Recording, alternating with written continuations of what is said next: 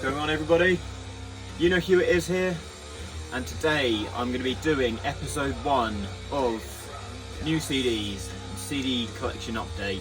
So the reason why I'm doing this is because for those of you that follow me on Instagram, you might be aware that I've recently bought a CD transport, so that I can listen to CDs, obviously.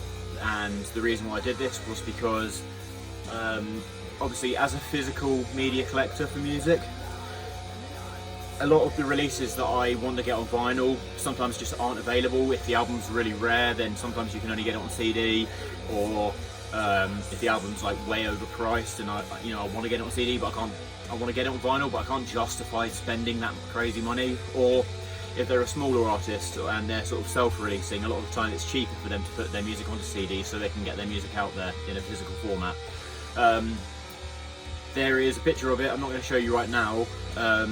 But there's a picture of it on my Instagram where I'm talking about it. It's a really amazing sounding piece of gear.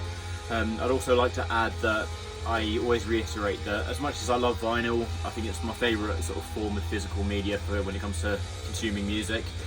I do think that CDs sound the best. For most home music listeners, I think that if you get a decent CD system, you're going to get the best quality of sound, and it blows the quality of music from streaming services out of the water. It was immediately evident as soon as I started up my CD transport just how much better it is. So there's no confusion, that's not what I've been using in the background to play this album. This is Celtic Frost with their final album, Monotheist, which I'm streaming. I felt like putting on this album today because last month I managed to secure a ticket to the Incineration Festival this year, which is a one-day music festival in London, and the lineup is fucking wicked.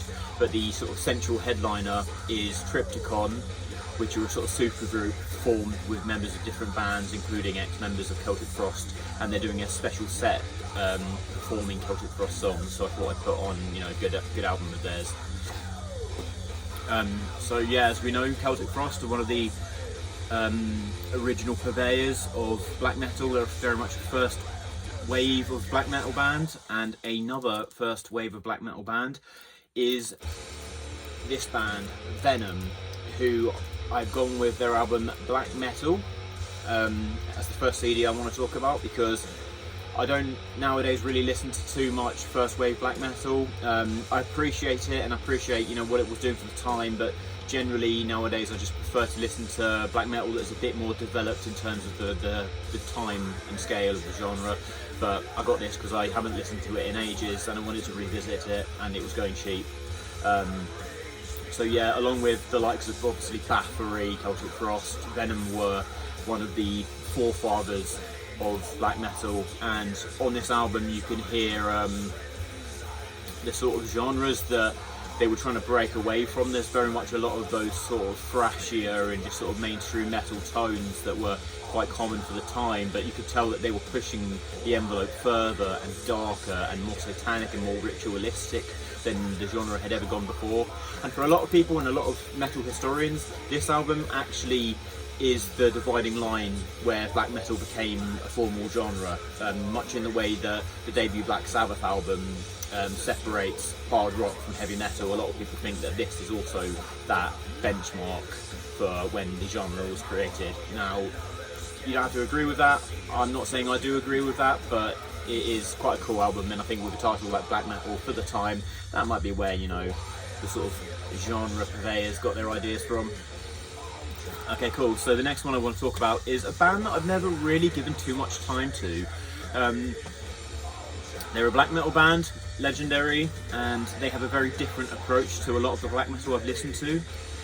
And I think just the sort of slightly different approach has kind of never really piqued my interest, but I revisited a couple of their albums lately and I was actually really, really impressed. I've gone with Summoning with their album Enthroned. Now, I've never actually listened to this album, but the funny thing about another advantage of buying CDs is that because they're usually a fraction of the cost that it cost me to get a record, I can buy an album just off of a hunch or a whim, and I haven't really not gonna have to live with the regret that I've shelled out stupid money for it, because they are a lot cheaper. But a lot of Summoning fans rate this album very highly, and if going off of everything else that I've heard from the band, I'm sure this is going to be great. I wanted to get this because Summoning play like Middle-earth themed music. It's like the black metal soundtrack for being in Middle-earth. They use sort of ambient electronic programmed drums. There's a lot more sort of medieval sort of fantasy instrumentation and sound play. So it's not always just straight black metal, you know, there's black metal vocals here and there and there are black metal guitars, but the songs usually take on long progressions that you can just get lost in, and they aren't always, you know, that heavy or really that dark. But I wanted to get this, and I'm probably going to buy some more of their albums just based off of the ones that I've loved so far, because I'm going to have a little sort of Middle-earth session, and I'm going to start with The Hobbit, just reading it, and I thought it'd be really cool to have some Summoning on as, like, you know, the soundtrack to my little Middle-earth book excursion. So yeah, that is Summoning with Stronghold. Okay, so the next one I've gone for is one of my favourites by this band. That is In Flames with their album Whoracle. For a lot of people, they see this as the last truly great In Flames album. For me, it's one of their best, if not the best album in my opinion. I love this album for the guitars. Like, they're really low tuned, but they have that kind of almost sort of melodic metalcore kind of sensibility to the progressions, but it's just, obviously it's not as kind of, in my opinion, cringe as melodic metalcore. This is more serious music, and it has, you know, an emotive, almost accessible for extreme metal sort of aura surrounding it. I love the vocals on In Flames albums, they're awesome, and going back to the guitar tones, not only are they amazingly melodic, well played, but also I think, as a guitar player, I'm just going to go on a little detour, but the album that was most commonly associated with this band, and I think this album, is a PV 5150, which is a classic metal album, guitar amp, which is, if you like this music, you've heard that amp on many a record, whether you know it or not. And it's the sort of album that makes me think I want to get one as my next main amplifier, just so I can have that sound at my disposal. Yeah, so going back to the music, that is In Flames with Whoracle. Really awesome melodic death metal record, classic. Okay, because of the glare on the plastic of these jewel cases, you might not be able to see this one so well, but I've gone with, oh, actually that's showing up a little bit better. I'm going to try and hide a bit of the glare there.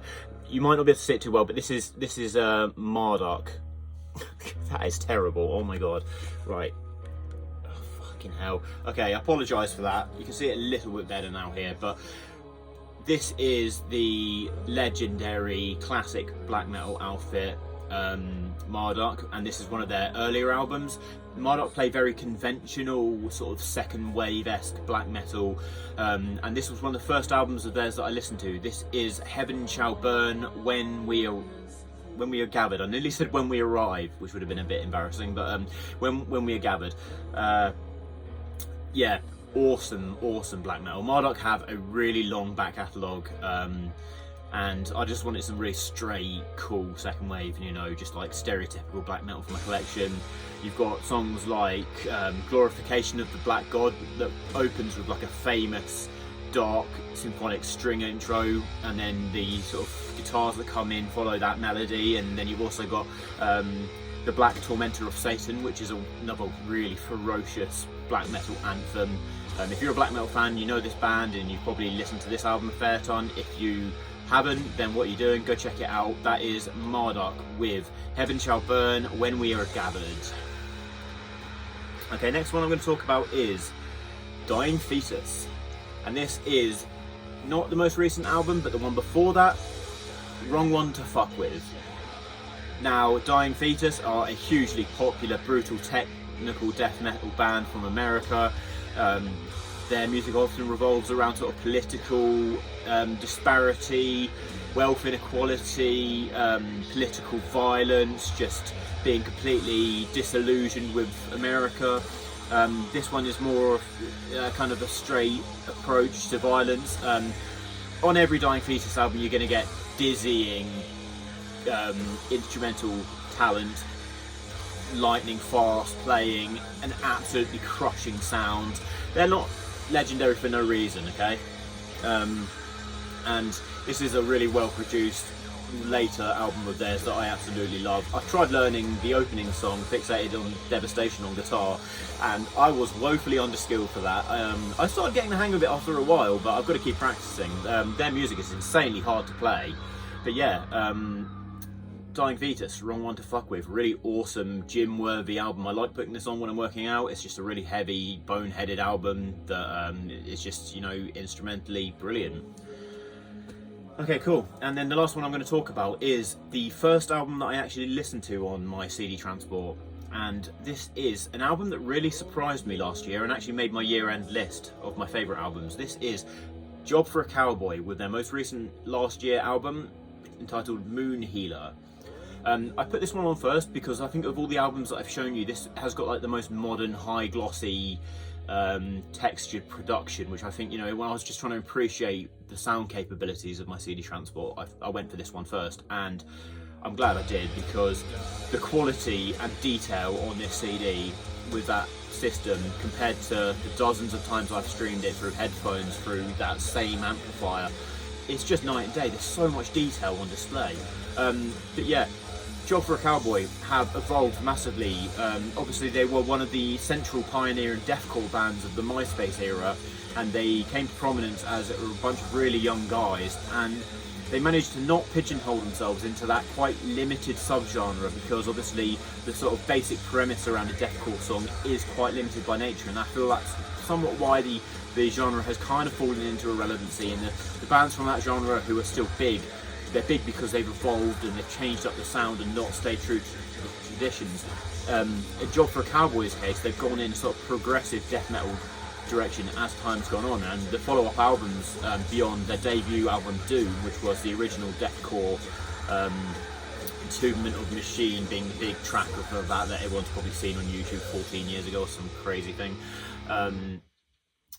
Yeah, so this is just really well produced. The bass playing on this album is wicked. It's like you're listening to a sort of jazz rock fusion playing. It is just so agile, and I love the way that the band takes an idea and then just makes variations on it to progress into the next part of the song.